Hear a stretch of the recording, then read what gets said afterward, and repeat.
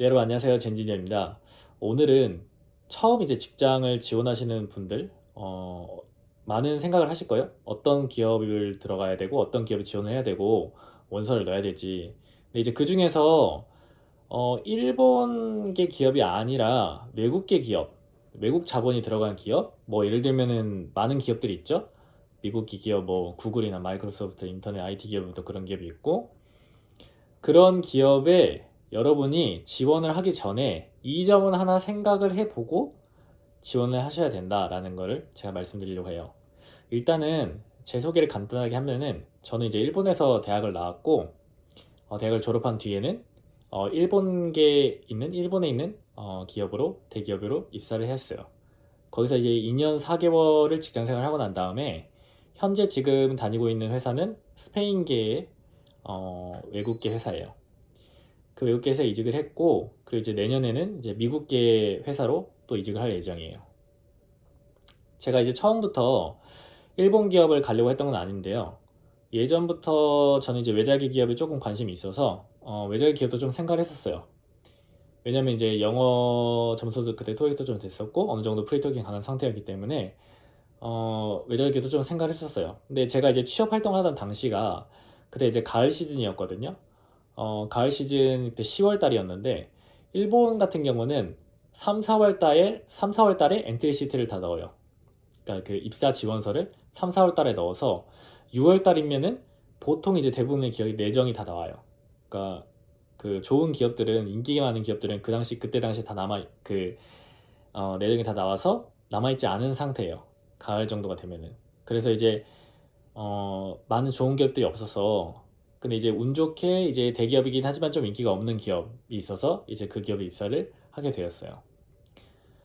그렇게 해서 제가 일본계 기업으로 입사를 했고 이제 이직을 해서 외자의 기업을 경험하고 있는데 제가 이제 둘 다 경험을 하면서 일본 기업, 외자의 기업을 경험을 하면서 느낀 점은 여러분이 영어를 잘한다고 외자의 기업에 가면은 큰 코 다친다는 거예요. 그 회사라는 곳은 일을 하는 것이지 영어를 말하는 것이 아니에요. 이게 무슨 말인지 아시나요? 감이 오시나요? 즉, 영어는 일을 하기 위한 하나의 수단일 뿐이에요. 그러니까 영어가 목적이 아니에요. 회사에서 회사 생활을 하는 그 목적은 어떠한 일, 어떠한 프로젝트라고 많이 하는데 회사에서 그 프로젝트를 성공적으로 수행을 하는 게 끝마치는 게 목적이죠. 그 프로젝트의 성공을 위해서, 목표 달성을 위해서 외작의 기업에 들어갔을 경우에는 그거를 이제 영어로 글로벌한 네트워킹, 외국계 뭐 동료들이 있겠죠. 그 동료들과 커뮤니케이션을 하면서 그 프로젝트를 끝마치는 거예요. 그러니까 물론 우리한테는 일본 기업도 외국계 기업이긴 하죠. 외국 기업이나 외국어니까 일본도. 근데 아무래도 영어보다는 이제 일본어가 더 친숙하고 우리한테는 이제 일본어로 일을 하는 게 더 편하고 일본 대학이나 혹시 유학을 하셨던 분들은 일본어로 하는 게 훨씬 더 편하시고 뭐 외국 정말 영어권에 살지 않으시는 분이 살았던 분이 아닌 이상은 그게 더 편하죠. 그렇기 때문에 물론 이제 여러분이 일본어나 영어를 거의 다 잘 하시면은 금상첨화죠. 그러니까 금상첨화인데 일본어랑 영어를 아무리 잘해도 여러분이 일을 못하면은 어떤 회사에서도 여러분을 써주지가 않아요. 그게 이제 팩트예요. 반대로 얘기를 하면은 여러분이 이제 영어를 뭐 막 이렇게 진짜 네이티브처럼 못해도 여러분이 맡은 바 일만 이제 충실하게 잘하면은 그 외작의 회사에서도 인정받고 승진을 할 수가 있어요. 그러니까 물론 이제 어느 정도의 이제 커뮤니케이션을 위해서는 당연히 이제 그 프리토킹이라고 해야 되나요? 그 정도 비즈니스 레벨의 한마디로 그 커뮤니케이션이 가능한 수준의 영어를 해야죠. 다만 이제 그게 정말 완벽한 여러분이 네이티브가 아니어도 괜찮다는 얘기예요. 또 아까 말씀드린 것처럼 영어를 엄청 잘해도 일을 못하면은 말짱 도루묵이다.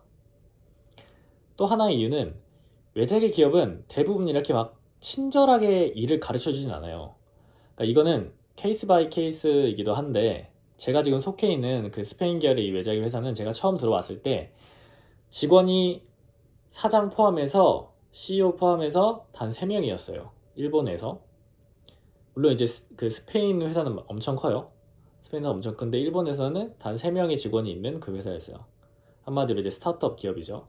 지금은 이제 많이 늘어서 10명 정도 되었는데, 여러분 직원 3명의 회사에서 일해보신 분 계세요? 뭐 중소기업, 정말 일본으로 치면 완전 저기 중소기업이잖아요. 소기업이잖아요.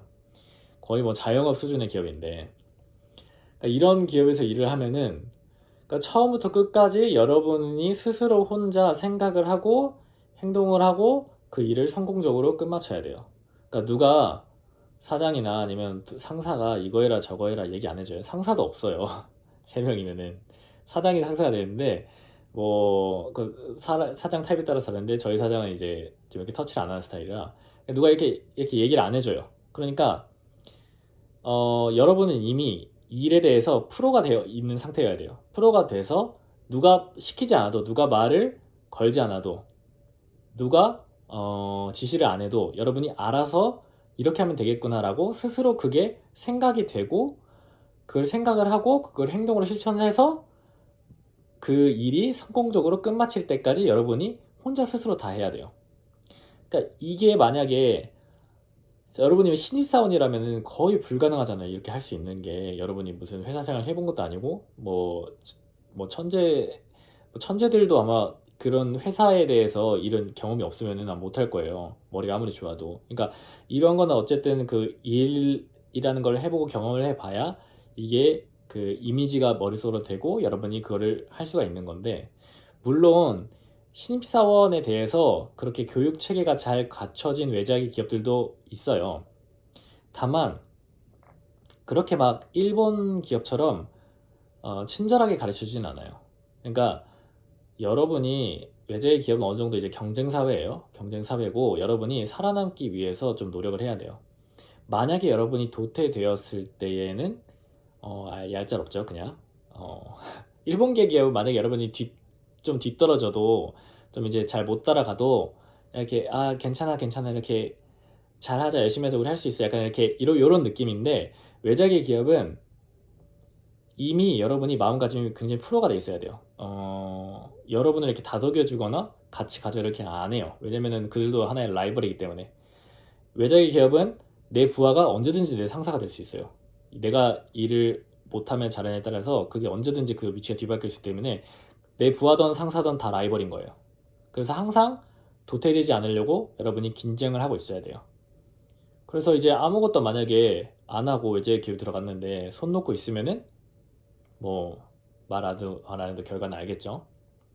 그러니까 즉 일을 이제 어느 정도 잘하는 상태에서 거기다가 여러분이 이제 영어로 소통할 수 있는 그 능력이 되었을 때, 그때 저는 외자기 기업에 지원을 하라고 말씀드리고 싶어요.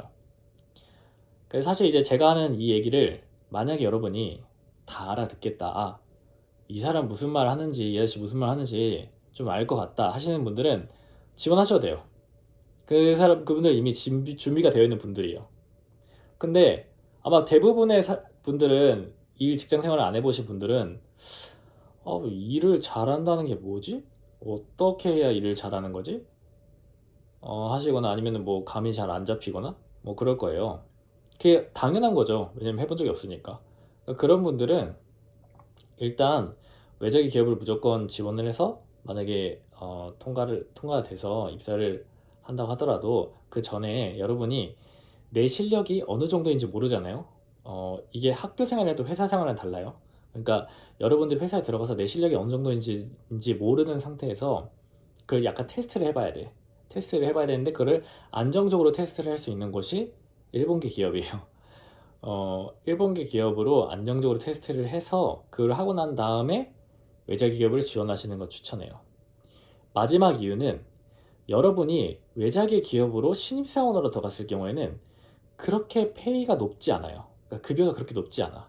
그러니까 무슨 뜻이냐면요. 여러분이 일본계 기업의 직장인 생활을 하다가 외자계 기업을 갔을 경우에는 그 일본계 기업에 있는 직장 급여에 플러스가 돼서 외자계 기업으로 가거든요. 그러니까 보통 외자계 기업은 많은 곳은 연봉이 일본계 기업보다는 한 1.5배 정도 높은 것도 있어요. 예를 들면 일본에서 연봉이 뭐 한 600만 원이다. 그러면은 외자계 기업을 가면은 900만 원 이렇게 되는 경우도 있어요. 그러니까 같은 어느 정도의 그 경력에 따라서, 물론 이제 그 능력에 따라서 다르지만은, 그러니까 그런 경우도 있는데, 만약에 여러분이 신입사원으로 외자기 기업을 들어갈 경우는요, 그 외자기 기업은 그 나라의 평균적인 급여 수준을 맞추려고 그래요. 근데 그 신입사원 같은 경우에는 여러분의 능력이 테스티파이 되지 않았잖아요. 검증이 되지 않았잖아. 그러니까 그 검증이 되지 않은 그 여러분의 능력을 가지고 판단을 해야 되기 때문에 그냥 그 일반적인 신입사원들이 받는 그 연봉을 대부분 다 주려고 해요. 그렇기 때문에 여러분이 나중에 전직을 해서 가는 것과 신입사원으로 들어가는 거는 큰 차이가 있어요. 물론 여러분이 그 외제 기업을 들어가서 잘해서 승진을 해서 빨리빨리 해서 연봉을 높이는 방법도 있지만은, 그것보다는 여러분이 일본계 기업에서 어느 정도 경력을 쌓고 그 경력을 가지고 인정을 받아서 외자기 기업을 가서 이직을 하는 게 페이의 상승폭 가능성은 훨씬 더 그게 높을 수도 있어요. 네, 오늘 이제 이 영상이 도움이 되셨다면은 구독과 좋아요 꼭 눌러주시고, 일본 유학이나 일본 취업에 대해서 질문 있으신 분들은 댓글란에 남겨주세요. 네, 이상 진진이었습니다. 또 봐요.